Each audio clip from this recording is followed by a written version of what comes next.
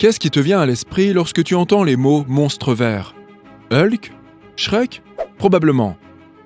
Mais certainement pas une jeune supernova au sein de la Voie lactée.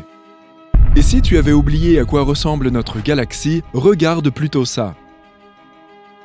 Alors, cette supernova est-elle bien verte et franchement effrayante ? Pas vraiment. Mais commençons par le commencement. Cassiopée-A est le vestige d'une explosion stellaire que les astronomes ont repérée dans le ciel il y a déjà 340 ans. Cette supernova se trouve à 11 000 années-lumière de nous, dans la constellation de Cassiopée, et ses restes s'étendent sur environ 10 années-lumière. Récemment, les scientifiques ont réussi à capturer l'image la plus nette de ceci, grâce au télescope spatial James Webb, le plus grand télescope spatial à l'heure actuelle. L'image est pleine de couleurs vives, vert, orange et rose éclatant. Et si tu l'imprimais, tu pourrais peut-être en faire une superbe murale pour ton salon, tout comme cette toile. Chaque teinte représente une longueur d'onde différente de la lumière infrarouge, qui est normalement invisible à l'œil humain. Celle-ci peut aider les astronomes à comprendre ce qui est arrivé à la pauvre étoile avant sa disparition. Cassiopée-A est le plus jeune vestige connu d'une étoile massive à avoir explosé dans notre galaxie. À l'extérieur de l'étoile, en haut et à gauche, on peut voir des volutes de matière à l'aspect rouge-orangé en raison de l'émission de poussière chaude. C'est là que la matière éjectée par l'étoile qui a explosé entre en collision avec le gaz et la poussière environnante. À l'intérieur de cette enveloppe externe, on trouve des fragments de matière rose vif en forme de bulles qui forment des amas et des nœuds. Cette matière provient de l'étoile elle-même. Elle brille en raison du mélange d'éléments lourds comme le néon, l'argon et l'oxygène. Les astronomes ont également repéré des émissions de poussière dans cette région, mais ils n'ont pas encore localisé la source de celle-ci. On observe également une boucle verte proéminente qui s'étend sur le côté droit de la cavité centrale de la supernova. Et si tu regardes de près, tu remarqueras qu'une grande partie de Cassiopée-A est constellée de ce qui ressemble à de petites bulles, ce qui rend l'ensemble encore plus complexe et difficile à appréhender. Les premiers rayons X de Cassiopée-A sont apparus dans les années 60, mais la lumière de la supernova a probablement atteint la Terre dès le XVIIe siècle. Malheureusement, il n'existe aucune trace écrite de l'observation de cette supernova à l'époque. Elle devait ressembler à une étoile extrêmement brillante, et les historiens doutent encore que des observateurs l'aient remarquée. Oh, et je parie que tu t'interroges sur le surnom, n'est-ce pas ? Ce phénomène spatial a été baptisé Green Monster, en l'honneur du stade de Fenway Park à Boston. Son grand mur vert dans le champ gauche porte le même nom.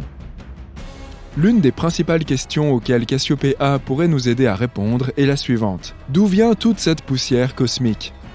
Les astronomes ont découvert que même les très jeunes galaxies, au début de leur vie, étaient remplies d'énormes quantités de poussière.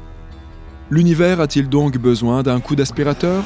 Ou le problème est-il plus complexe ? L'un des éléments déterminants dans l'apparition de cette poussière semble être les supernovas. Elles projettent dans le cosmos des quantités hallucinantes d'éléments lourds, qui sont en fait les éléments constitutifs de la poussière. Essayons donc de comprendre ce que sont ces supernovas et comment elles se produisent.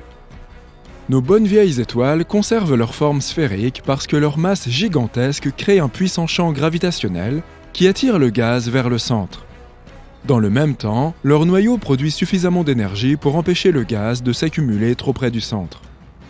Tout cela crée un bel équilibre et une forme de boule quasi parfaite.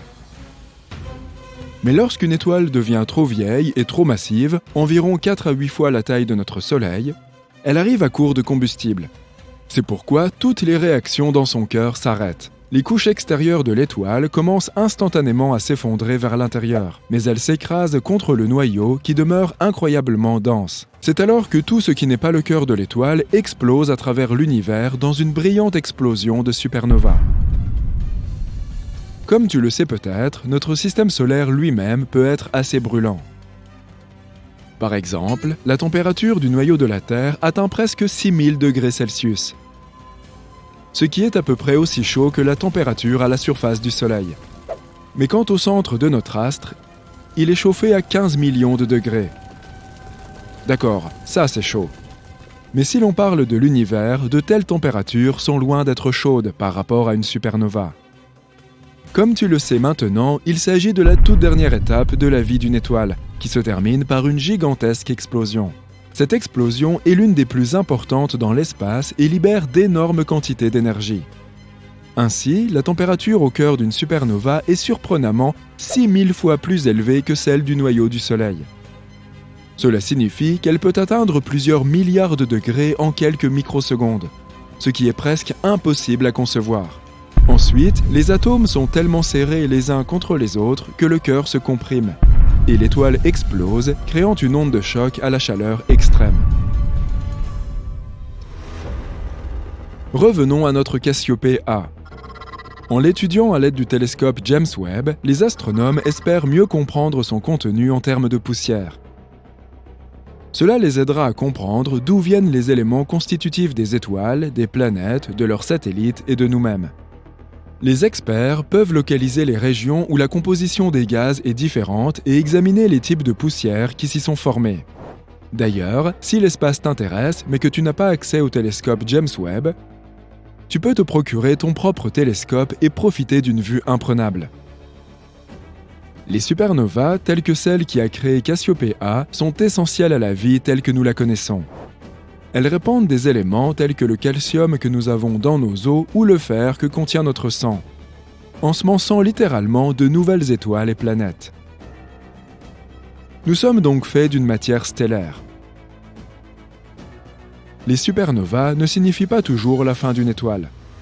Même si celle-ci perd sa couche externe, elle peut encore survivre à l'explosion. Elle devient alors un trou noir ou un nouveau type d'étoile. Vois donc par toi-même. Même sans ses couches extérieures, le cœur d'une étoile continue de s'effondrer. À un moment donné, la pression à l'intérieur devient telle que les électrons et les protons se fondent pratiquement les uns dans les autres et forment des neutrons. Le résultat de cette folle fusion est une étoile à neutrons dont la masse est constituée à 90% de neutrons.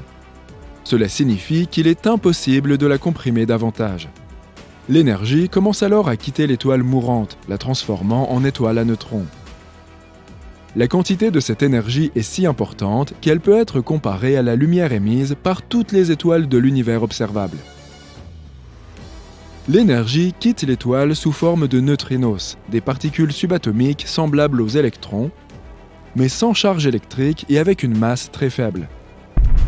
Lors de l'explosion d'une supernova, l'étoile émet presque 10 fois plus de neutrinos que le nombre de protons, d'électrons et de neutrons présents dans le Soleil. Pas étonnant que dans de telles conditions, quelque chose de vraiment effrayant vienne au monde. Une étoile à neutrons, qui est en fait un noyau atomique de proportions monstrueuses, à savoir la partie centrale d'un atome, est relativement petite. Même si les scientifiques ne connaissent pas avec certitude la taille des étoiles à neutrons, ils supposent que ces corps spatiaux ne devraient pas dépasser les 20 km de diamètre. À titre de comparaison, notre Soleil a un diamètre d'1 390 000 km, soit 109 Terres mises côte à côte. Mais même avec une taille aussi modeste, toute étoile à neutrons sera au moins 1,5 fois plus lourde que le Soleil. Imagine, si tu prenais une cuillère à café de l'intérieur d'une étoile à neutrons, elle peserait pas moins d'1 milliard de tonnes. C'est extrêmement dense, tellement dense que la prochaine étape est le trou noir lui-même. Waouh, que dire de plus? L'espace est pour nous une source inépuisable de mystère et d'inspiration. J'envisage même d'ajouter une petite ambiance cosmique à ma maison, et je sais exactement ce qu'il faut faire pour cela. Ne me remercie pas.